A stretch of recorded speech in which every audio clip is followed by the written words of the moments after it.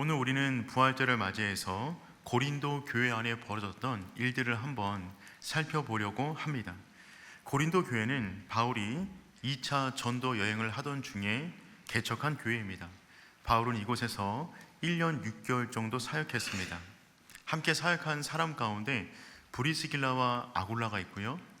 바울이 떠난 다음에는 아볼로가 말씀을 가르쳤습니다. 이 고린도 교회는 그 크기와 위치에 있어서 상당한 영향력이 있었던 초대 교회 중에 하나였어요.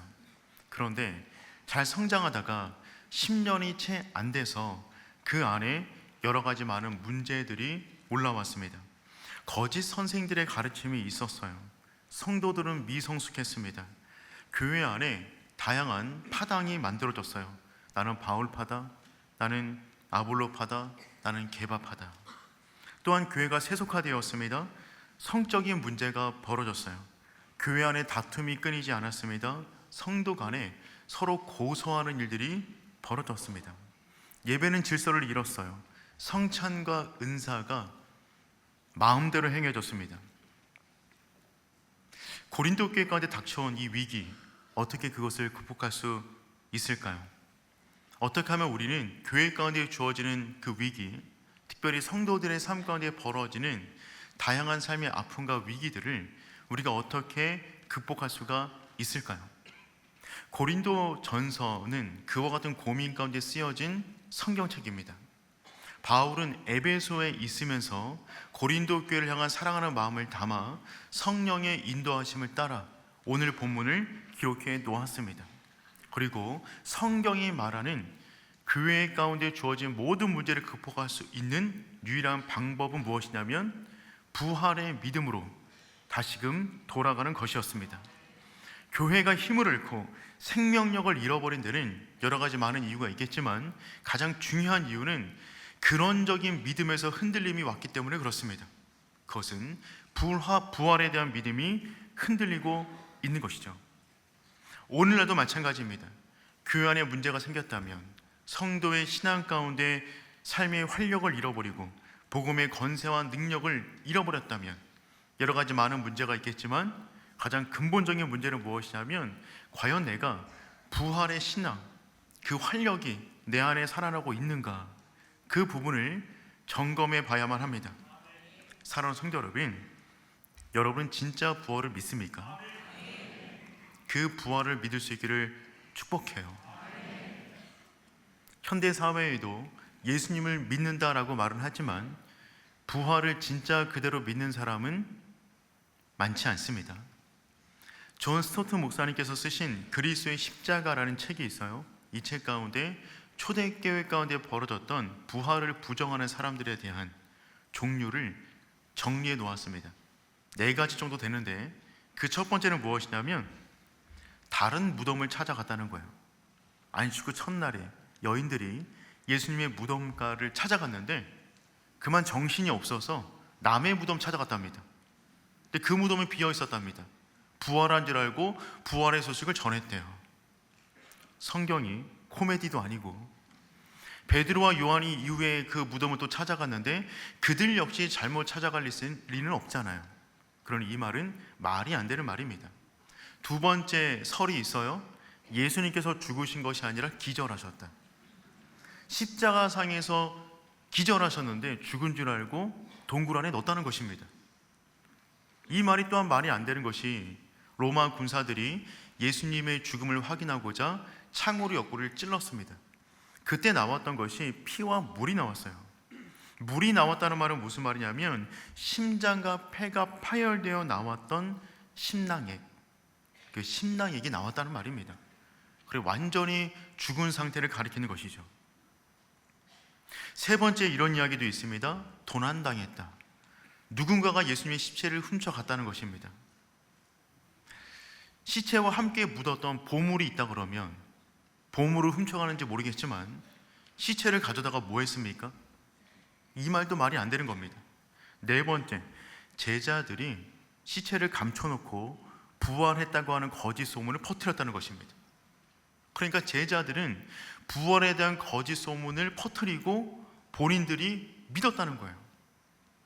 여러분, 이게 말이 됩니까? 자기 혼자 만들어낸 믿음도 손해가 오면 이실직고 하는 것이 사람의 본능입니다. 그런데 11명의 사도들이 함께 거짓말을 만들었는데 그 거짓말을 지키겠다고 11명이 전부 다 순교했다고요? 거짓말이었다면 그 중에 한 사람 붙잡아다가 손톱 밑에 바늘 한 번만 찔러도 사실을 말할 것입니다. 그 죄를 짓지 않아도 고문을 당하다 보면 그들이 요구하는 대로 말을 할 수밖에 없는 것이 고문이잖아요. 그런데 사도 전체가 순교를 당했는데 그 말이 거짓말이었다는 말은 정말 말이 안 되는 말입니다. 사랑하는 성도 여러분, 예수님의 부활은 사실입니다. 단순한 교리가 아닙니다. 단순한 철학이 아닙니다. 어떤 신학을 뛰어넘어 그 말 자체가 역사적인 사실 위에서 벌어지는 진리인 줄 믿습니다. 또한 우리 인생 가운데, 교회 가운데 어떠한 문제가 벌어지든지 간에 우리가 부활의 믿음을 붙잡을 수만 있다면, 그 본질된 믿음 안에 한 마음만 될 수 있다면 우리 가운데 주어진 모든 문제는 통과하게 되는 줄 믿습니다. 오늘 우리가 부활이 왜 사실인가, 그 이유에 대해서 오늘 본문의 말씀을 중심으로 두 가지로 한번 나눠보도록 하겠습니다. 첫 번째입니다. 부활이 왜 역사적인 사실이냐면 성경에 기록된 대로 부활하셨기 때문입니다. 성경에 기록된 대로 부활하셨기 때문입니다. 우리 2절 말씀 함께 읽어보겠습니다. 너희가 만일 내가 전한 그 말을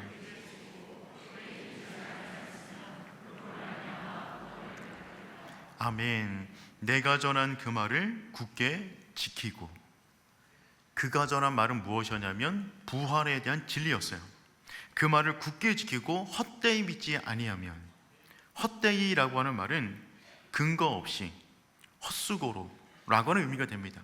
그러니까 초대교회 가운데 예수님을 믿는다고 하는 사람 중에서 부활의 믿음을 문자 그대로 믿는 것이 아니라 헛되이 믿는 사람들이 있었어요. 자기가 만들어낸 자기 생각대로 믿는 사람들이 있었다는 것입니다. 크게 두 부류의 사람들이 있었습니다. 첫 번째는 율법주의자들이 있었어요. 이들은 구원의 근거가 율법을 지키느냐 아니냐에 두었던 사람들입니다. 예수님의 십자가와 부활에 있어서 자신의 구원에 대한 근거를 두는 것이 아니라 율법을 철저하게 지키면 구원을 받는다는 거예요. 그 정반대에 있는 또 한 그룹은 무엇이냐면 헬라 철학의 영향을 받은 영지주의자들이 있었습니다. 이들은 사람을 이분법적으로 보았습니다. 영과 육이 분리되어 있다. 그래서 영은 거룩하다, 육체는 타락했다. 그리고 구원을 받는 것은 영혼만 받고 육체는 받지 않는다는 거예요. 그러니 예수를 믿는 순간에 영혼은 이미 구원받았고 육체는 구원받지 못하니 이 육체를 가지고 마음대로 살아도 괜찮다는 것입니다. 이미 구원은 따놨으니 이 땅에서 살아갈 때 육체를 가지고 죄를 지어도 괜찮다고 하는 논리가 또 하나 있었어요. 너무 솔깃하시는 표정이신데 잘못된 겁니다. 헛되이 믿는 거예요. 자기 생각이 만들어낸 것에 믿음과 가치를 두는 것입니다. 인간의 생각이 만들어낸 구원이 인간을 구원할 수 있을까요? 없습니다. 그러니 예수님의 십자가의 죽으심과 부활의 근거는 성경 자체에서 나와야 되는 것이죠. 예수님의 죽으심과 부활은 인간이 만들어낸 생각이 아니라 하나님의 창조 섭리와 경륜 가운데 성경을 통하여 우리 가운데 알려주신 진리인 줄 믿습니다. 우리 3절 말씀 함께 읽어보겠습니다. 내가 받은 것을 먼저 너희에게 전하였노니. 아멘. 가장 중요한 단어가 등장했어요. 성경대로.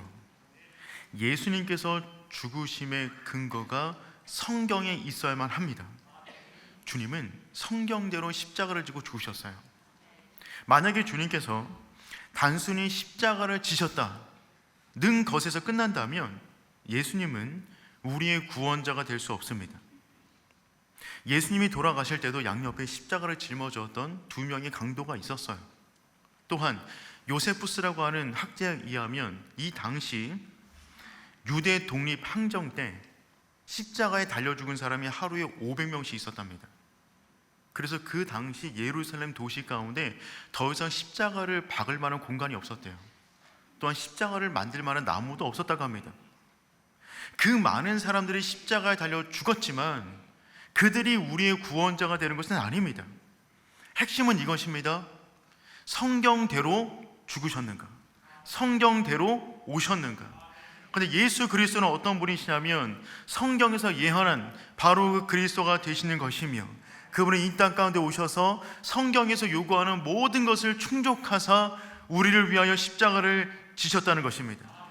단순히 십자가를 졌다는 것 자체가 중요한 것이 아니라 성경대로 오시고 성경대로 자격이 있는 분이 죽으셔야 그분이 우리의 그리스도가 된다는 것이죠.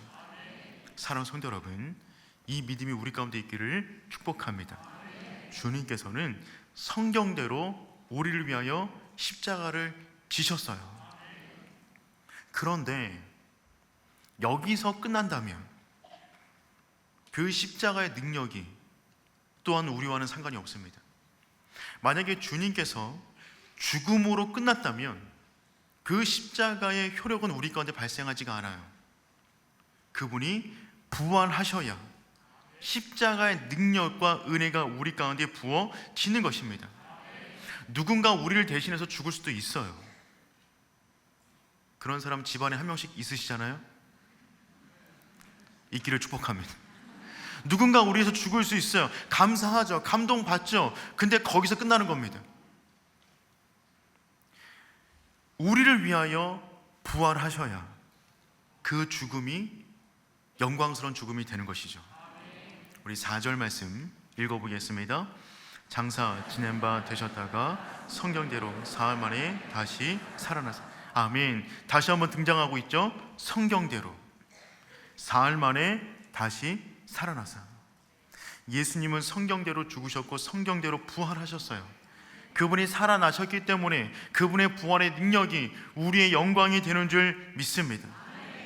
그러므로 주님의 십자가와 부활 이야기는 사람이 만들어낸 이야기가 아니라 하나님의 계획 속에 벌어진 놀라운 사건이 되는 줄 믿습니다.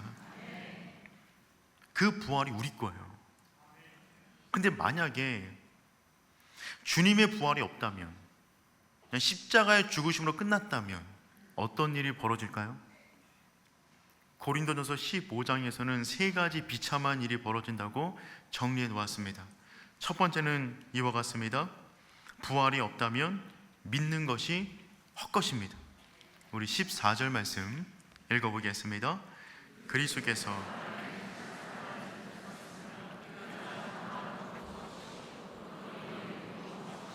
아멘.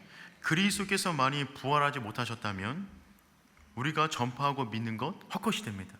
왜요? 그분이 죽으셨다면 우리는 누구를 믿는 거죠? 죽은 자를 믿는 거예요. 죽은 자를 믿는 것이 우리의 인생을 책임질 수 있습니까? 그럴 수 없어요. 그러니까 주님께서 죽으셨다면 우리의 믿음 전부는 헛것이 되는 것입니다. 두 번째, 부활이 없다면 죄의 문제가 해결되지 않습니다. 17절 말씀 읽어보겠습니다. 그리스도께서 다시 살아나신 일이 없다면 아멘. 그리스도께서 많이 부활하지 않으셨다면 가장 중요한 문제가 해결되지 않는 거예요. 우리의 죄의 문제가 해결되지 않은 것입니다. 주님께서 우리를 위해서 죽으셨어요. 그런데 그분께서 죽음 이후에 죄와 사망의 권세를 깨뜨리시고 부활하셨어요. 그 부활을 봄으로써 주님께서 내 모든 죄를 사하실 뿐만 아니라 극복하셨구나, 주님의 부활처럼 나 역시 부활되겠구나라는 믿음을 갖게 될 것인데, 그분께서 죽으셨다면 여전히 우리의 죄의 문제가 해결되지 않은 것입니다. 그렇다면 여전히 우리는 죄 가운데 있게 되는 것이죠. 그래서 세 번째, 주님의 부활이 없다면 우리는 가장 불쌍한 자들이 됩니다. 19절 말씀 읽어보겠습니다. 만일 그리스도 안에서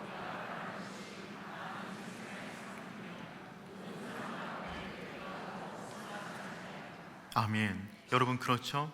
예수님의 부활이 없다면 우리는 지금 여기서 뭐 하고 있는 겁니까? 한평생 뭐 하고 있는 겁니까? 가장 불쌍한 자들이 되는 거예요. 그런데 주님의 부활이 진실이라면 우리는 가장 참된 길을 걸어가고 있는 것이며, 우리의 인생은 여기서 끝나는 것이 아니며, 우리의 처소를 예비하신 주님이 계신 그곳으로 우리는 한 걸음씩 나아가고 있는 줄 믿습니다. 그러니 사랑하는 성도 여러분, 그 믿음의 길을 축복해요. 중요한 것은 주님의 부활에 대한 역사성입니다. 팀 켈러 목사님께서 그의 책 가운데 하나님을 말하다 라는 책 가운데 예수님의 부활에 대한 글을 써 놓으셨어요. 문장은 다음과 같습니다. 예수님이 죽은 자 가운데서 부활하셨다면 당신은 그분이 하신 모든 말씀을 온전히 받아들여야만 한다. 그렇죠. 그런데 만일 그분이 부활하지 않으셨다면 당신은 그분이 하신 그 어떤 말씀도 신경 쓸 필요가 없다. 모든 것이 달려있는 유일한 쟁점은 당신이 그분의 가르침에 마음에 들어 하느냐 아니냐가 아니라 그분이 역사 속에서 실제로 부활하셨느냐 아니냐이다. 여러분, 그렇죠. 주님께서 하신 말씀 예수 믿지 않아도 좋다고 받아들인 사람 많이 있습니다. 취향에 따라 받아들일 수 있겠죠. 하지만 주님께서 죽으셨다면 취향에 따라 받아들이면 그만입니다. 그런데 그분이 살아나셨다면, 만왕의 왕이시라면 이야기는 달라지는 것입니다. 그분의 말에 좋든 싫든 그분의 입으로 나온 모든 말은 진리가 되는 것이고 그 말씀을 따라가야 되는 줄 믿습니다. 부활의 역사성 실제가 중요해요. 감정보다 중요한 것은 역사성에 있다는 것입니다. 지금도 수많은 사람들이 이 부활절을 맞이하여 부활절이 있다는 것 알고 있지만 그 부활에 대해서 감정적으로만 느끼고 있는 분들이 많이 계세요. 역사성이 아니라 의미만 발라내는 것입니다. 프란시스 셰퍼라는 박사가 미국의 한 젊은 신학자와 함께 예수님의 부활에 대해서 TV 토론을 한 적이 있어요. 그때 이처럼 질문을 주고받았습니다. 셰퍼 박사가 묻습니다. 부활을 믿습니까? 그 신학자가 말해요. 네, 믿습니다. 다시 한번 진지하게 묻습니다. 정말 예수 그리스도께서 죽었다가 3일 만에 살아나셨다고 믿습니까? 부활이 역사적이며 실제적인 사건이었다고 믿습니까? 그러자 신학자가 머뭇거리며 이렇게 말을 해요. 그것이 중요합니까? 우리에게 의미가 있는 것은 부활에 대한 역사성이 아니라 부활이 주는 교훈입니다. 절망을 딛고 다시 일어설 수 있습니다라고 하는 교훈이 중요한 것이지 역사성이 중요하지 않습니다 라고 말을 했어요. 이때 셰퍼 박사가 이렇게 말을 해요. 부활 사건이 없다면 그것이 주는 교훈이나 의미도 존재할 수 없습니다. 없었던 사건에서는 아무런 교훈도 나오지 않기 때문입니다. 여러분, 이 문장을 기억했으면 좋겠어요. 없었던 사건에서 의미가 나올 수 없습니다. 없었던 사건에서 의미를 만들어낼 수는 있겠죠. 자기가 만들어낸 의미가 그 사람의 인생을 보장해 줄 수 있습니까? 그럴 수가 없어요. 중요한 것은 감정이 아닙니다. 느낌이 아니에요. 역사성에 있습니다. 돌아가신 아버지의 가르침이 제 안에 살아 있습니다. 돌아가신 어머님의 사랑이 저를 살게 합니다. 이런 고백은 감정은 따뜻하게 할 수 있겠죠. 하지만 살아있는 것이 아니잖아요. 주님은 지금도 살아계십니다. 그래서 우리가 그분을 따르는 것이며 그분을 믿는 줄 믿습니다. 사랑하는 성도 여러분, 감정을 뛰어넘어 역사적인 실제로 예수 그리스도의 부활을 받아들일 수 있기를 축복합니다. 두 번째, 부활이 왜 역사적인 사실입니까? 오늘 본문은 그 부활에 대한 증인들을 말해주고 있어요. 증인이 있기 때문에 역사적인 사실이라는 것이죠. 그 증인 첫 번째로 베드로를 언급합니다. 우리 5절 말씀 함께 읽어보겠습니다. 게바에게 보이시고. 첫 번째로 예수님의 부활을 누구에게 보여주셨냐면 게바에게 보여주셨다. 베드로를 말하는 것이죠.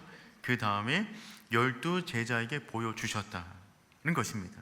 그 후에 500여 형제들에게 동시에 보여주셨어요. 6절 말씀 읽어보겠습니다.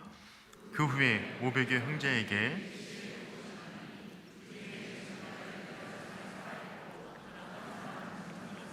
아멘. 그 다음에 보여주실 때는 개개인으로 보여주신 것이 아니라 한꺼번에 보여주셨어요. 500명 앞에 한꺼번에 나타나셨습니다. 그리고 지금 바울이 이 고린도 전서를 쓰는 동안에도 그때 부활을 봤던 사람들이 살아있다고 기록해 놓고 있어요. 그러니까 부활은 단순한 이야기가 아니라 증인들이 많이 있다는 것입니다. 또 한 사람 언급합니다. 예수님의 동생 야고보 역시 부활의 증인이다라고 말을 합니다. 7절 말씀 읽어볼까요? 그 후에 여기 나오는 야고보는 예수님의 친동생 야고보입니다. 이 친동생 야고보는 예수님이 공생의 활동을 하실 때는 온전한 주로 믿지 못했습니다. 왜 아니겠어요? 내 친형인데 갑자기 구세주라 그러면 믿음이 안 가겠죠. 그런데 그 이후에 부활하신 주님이 만나 주셨어요. 자기 친형과 같이 지냈던 예수님을 이제부터는 구원자로 믿게 되는 것입니다. 사랑하는 성도 여러분, 부활의 증인은 고린도 전서를 쓰던 그 당시에 넘쳐났어요. 그러니 부활은 역사적인 사실이라는 것입니다. 예수님의 부활에 대한 역사성에서 독특한 점은 이 지점에 있어요. 그것은 무엇이냐면, 여러분 성경을 보면 죽었다가 살아난 사람들을 여러 번 언급하고 있습니다. 예를 들어서 엘리야는 사렙다 과부의 아들을 살렸어요. 엘리사는 수넴 여인의 아들을 살렸습니다. 예수님 역시 나인성 과부의 아들과 야이로의 딸 나사로를 살렸습니다. 바울 역시 유두고, 베드로는 도르가를 살렸어요. 모두가 다 하나님의 놀라운 창조의 역사가 벌어진 것입니다. 그런데 그처럼 다시 살아난 사람들을 성경은 부활이라고 말하지 않아요. 소생이라고 말을 합니다. 그들은 곧 죽었기 때문입니다. 그들은 부활이 아니에요. 부활체가 아니에요. 소생한 거예요. 일시적으로. 근데 주님은 소생이 아니라 부활하셨어요. 잠깐 기절하다 깨어나신 것이 아니라 그분은 지금도 살아계신 만왕의 왕 되시는 줄 믿습니다. 주님의 부활과 인간의 소생의 가장 큰 차이점이 바로 여기에 있는 것이며, 우리 역시 부활의 첫 열매 되신 주님을 따라서 부활체로 부활하게 되는 줄 믿습니다. 오늘 본문의 마지막 증인으로 한 명을 더 첨가하고 있어요. 그 사람은 바로 이 글을 쓰고 있는 바울 자신이에요. 우리 8절과 9절 말씀 한번 읽어보겠습니다. 맨 나중에 만삭되지 못하여 난자 같은 내게도 보이셨느니라.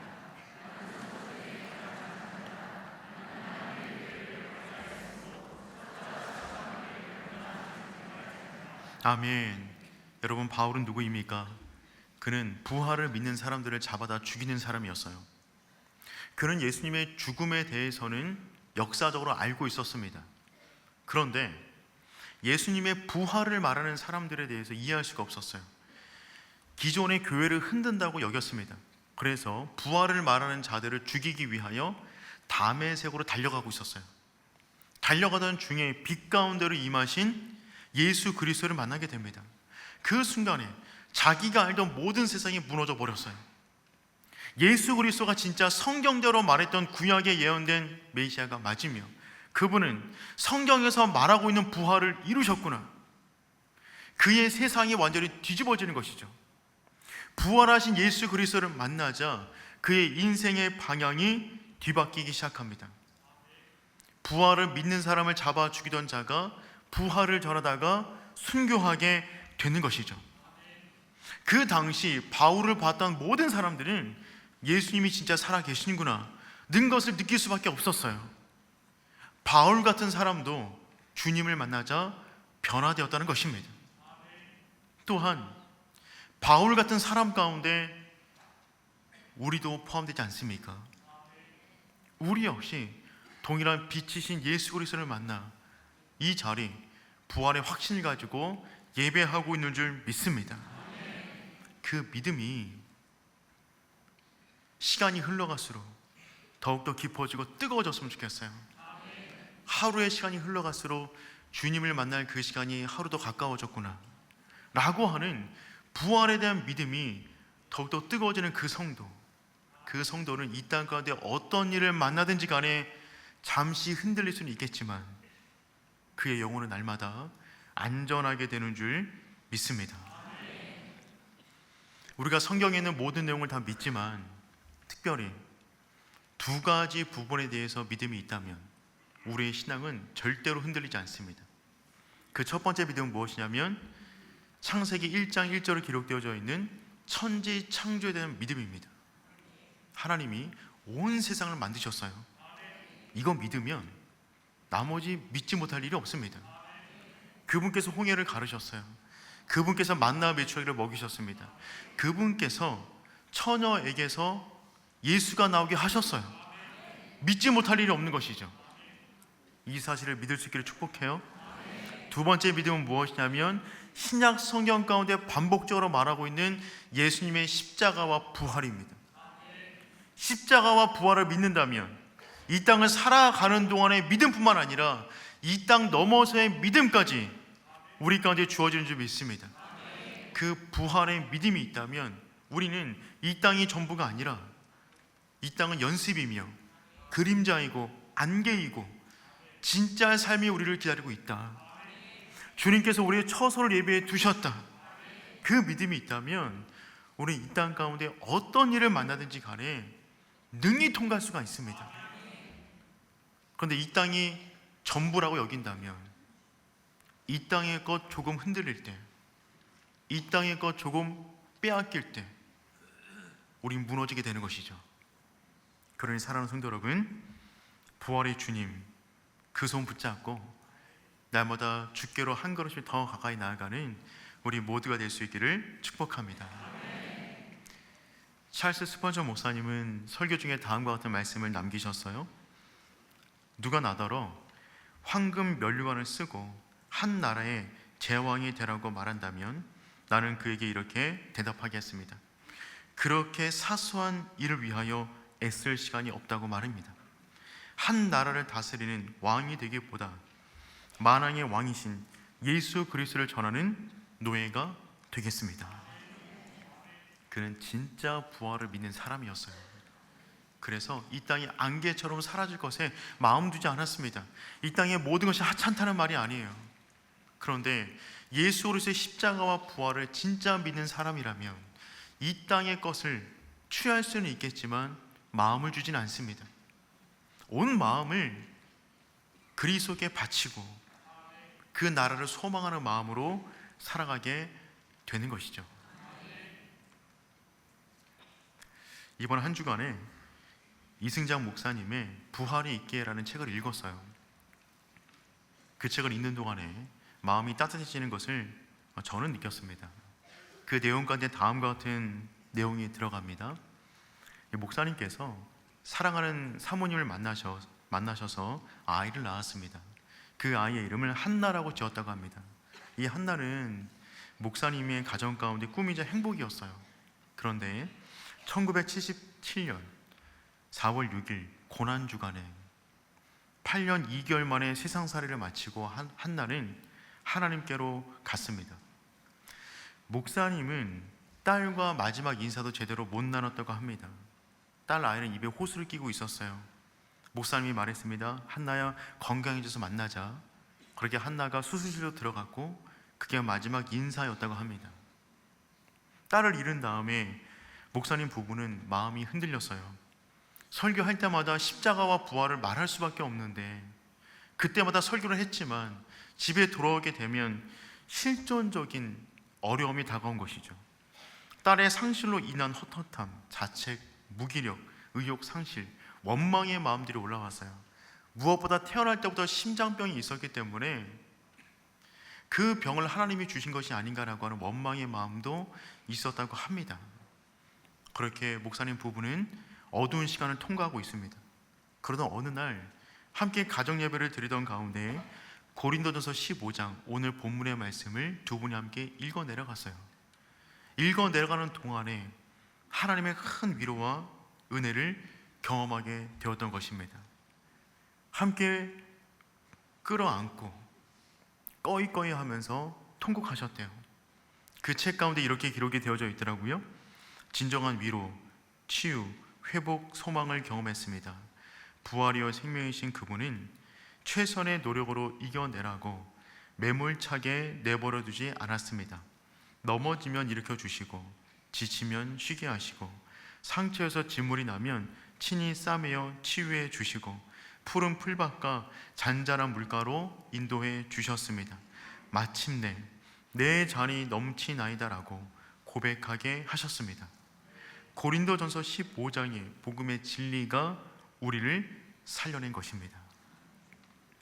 사랑하는 성도 여러분, 고린도전서 15장의 부활의 진리, 그 진리를 여러분의 인생의 기둥으로 삼기를 축복합니다.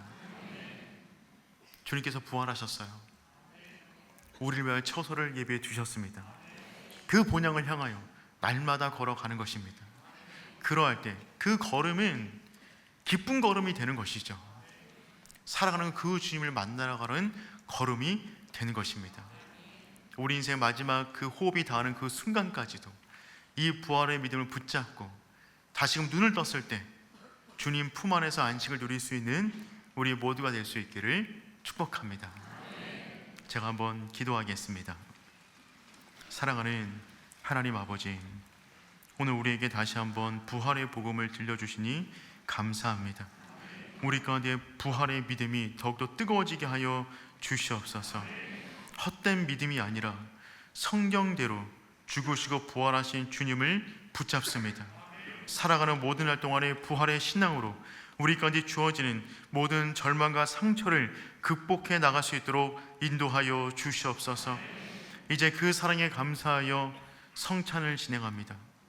이 성찬이 진행되는 동안에 우리 10년 가운데 예수 그리스도의 뜨거운 사랑이 회복되게 하여 주시옵소서. 감사를 드리며 예수님의 이름으로 기도합니다. 아멘. 이제 우리 성찬을 진행하도록 하겠습니다. 성찬 키트에는 떡과 잔이 함께 담겨져 있습니다. 저의 진행을 따라서 함께 동참해 주시면 감사하겠습니다. 제가 먼저 말씀을 읽겠습니다. 내가 너에게 전한 것은 주께 받은 것이니 곧 주 예수께서 잡히시던 밤에 떡을 가지사 축사하시고 떼어 이르시되 이것은 너희를 위하는 내 몸이니 이것을 행하여 나를 기념하라 하시고 식후에 또한 그와 같이 잔을 가지시고 이르시되 이 잔은 내 피로 세운 새 언약이니 이것을 행하여 마실 때마다 나를 기념하라 하셨으니 너희가 이 떡을 먹으며 이 잔을 마실 때마다 주의 죽으심을 그가 오실 때까지 전하는 것이니라. 그러므로 누구든지 주의 떡이나 잔을 합당하지 않게 먹고 마시는 자는 주의 몸과 피에 대하여 죄를 짓는 것이니라. 사람이 자기를 살피고 그 후에야 이 떡을 먹고 이 잔을 마실지니 주의 몸을 분별하지 못하고 먹고 마신 자는 자기의 죄를 먹고 마시는 것이니라. 아멘. 오늘 우리는 믿음으로 주의 성찬에 참여하게 됩니다. 우리가 먹고 마시는 이 성찬은 주님이 우리를 위해서 찢기신 몸이시며 흘리신 보혈입니다. 예수님의 몸과 피가 우리를 새롭게 하고 하나님의 진노를 멈추고 새로운 생명을 주시는 줄 믿습니다. 그 믿음을 가지고 우리 함께 성찬에 참여하도록 하겠습니다. 제가 한번 기도하겠습니다. 사랑의 주님, 이 땅 가운데 인간의 몸을 입으시고 우리를 위하여 채찍에 맞으시고 모든 보혈을 흘려주신 그 사랑에 감사드립니다. 우리가 그 사랑을 기념하여 주님의 몸인 떡을 받습니다. 이 떡을 받는 순간에 주님이 내 안에, 내가 주님 안에 있음을 깨닫게 하여 주시옵소서. 골고다 언덕 십자가에 달린 예수 그리스도를 바라보는 시간 되게 하여 주시옵소서. 예수님의 이름으로 기도합니다. 아멘. 우리 이제 각자 성찬 키트를 받으시면 떡을 받도록 하겠습니다. 먼저 위에 있는 비닐을 벗기시고 떡을 먼저 드시도록 하겠습니다.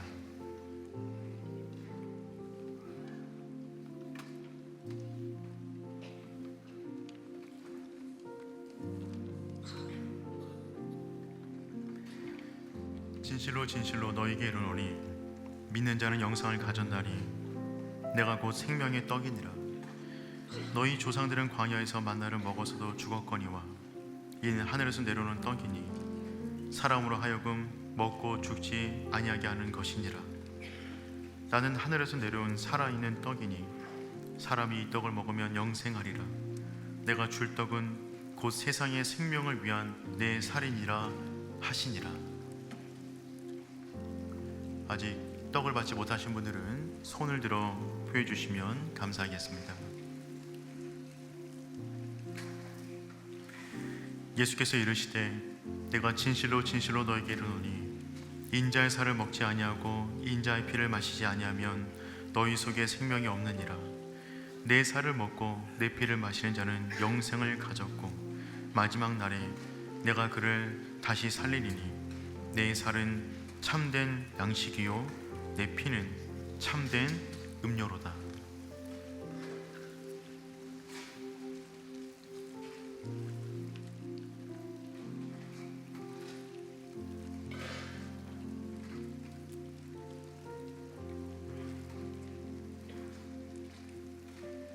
먼저 우리 첫 번째 비닐을 벗기시고 떡만 드시고 잠시 기도하도록 하겠습니다.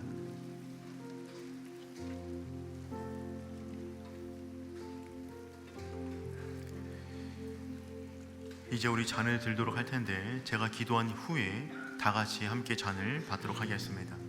우리가 받을 이 잔은 예수님께서 십자가에서 흘리신 주님의 보혈의 언약의 피입니다. 이 피가 우리 인생을 향한 하나님의 진노를 멈추게 하였고 천국 백성으로 삼아 주셨습니다. 이 시간 우리가 이 잔을 받을 때 다시 한번 우리 심령 가운데 주의 보혈을 덮으사 그 구원의 감격과 기쁨이 회복되어지는 시간 될 줄 믿습니다. 제가 한번 기도하겠습니다.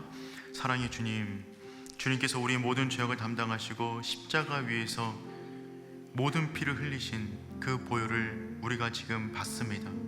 이 보혈을 마실 때 우리 안에 모든 죄악이 도말되는 줄 믿습니다.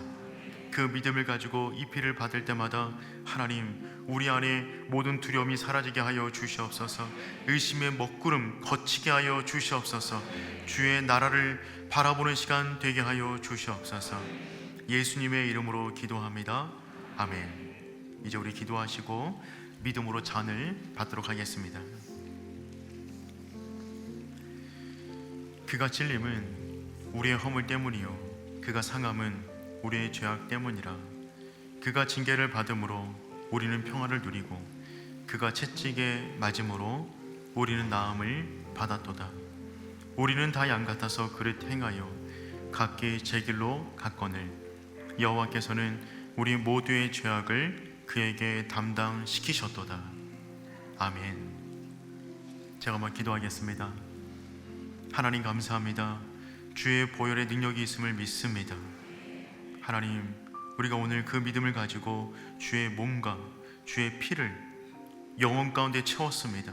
하나님, 이 땅 가운데 살아갈 때 날마다 그리스도의 십자가 복음 붙잡고 살아갈 수 있도록 인도하여 주시옵소서.